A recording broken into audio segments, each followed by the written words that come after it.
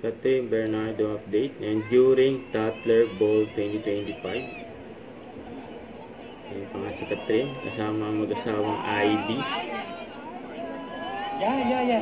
Thank you, Fab. Yeah, Fab. Yan o.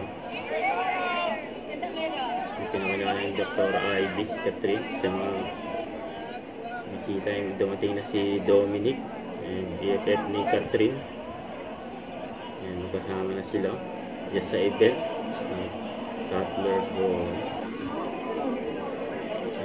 Chikahan muna sila Catherine at Dr. ID.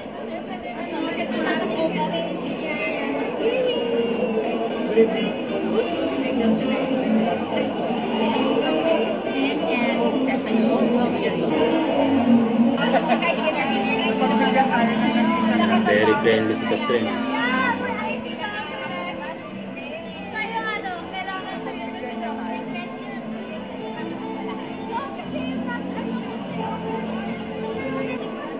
Masaya silang makita nila si Catherine.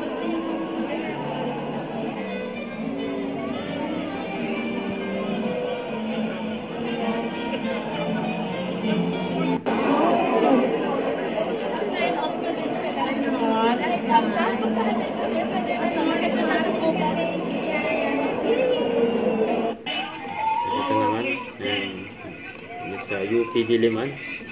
Yung pan-run ng Rexona kasama sila Mami Min, Ate Tin, sa Sentes Catherine. Yan, tumakbo sila dyan.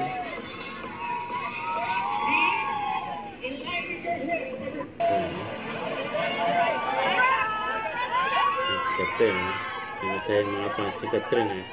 Yung nakasama nila tumakbo si Catherine. So maraming salamat for making this a memorable one. Your 10K, nakuha mo yung record time mo? Yeah, exciting. Anong record time with the friends?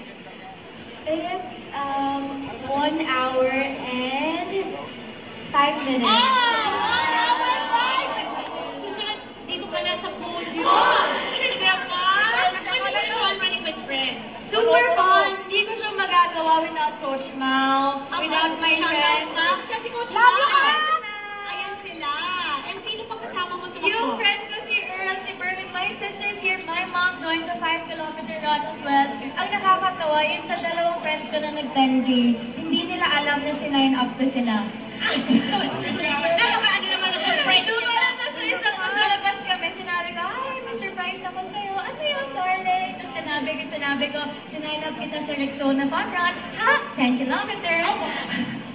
So, kailangan rin gano'n. Tumuloy. Ayan ang lahat kami gumising na maaga. I came from an event last night and then yung inisip ko lang, my gosh, I have to wake up early for the 3 a.m. call time. But then, yeah, we did it. So, good job to everyone. I know may mga pinanggalingan din tayong lahat. But, importante, we showed up and that is the hardest part. And now it's worth it. Tatanungin lang ako na kasi may experience ka na ngayon ng 10K. What's your tips for them? Sa mga gusto pag tumakbo, maybe mag-increase ng distance nila. Ano mga kami? Don't forget to subscribe, click the notification bell for more updates. This is Richard, yung Action Like. Stay tuned for more videos. See ya.